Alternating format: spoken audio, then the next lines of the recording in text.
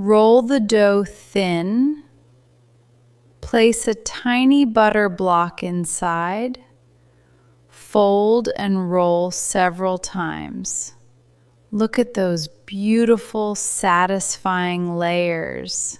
First, we cut the pastry into tiny triangles. Then, carefully roll each one up into a perfect little croissant and place them gently on a tiny baking tray.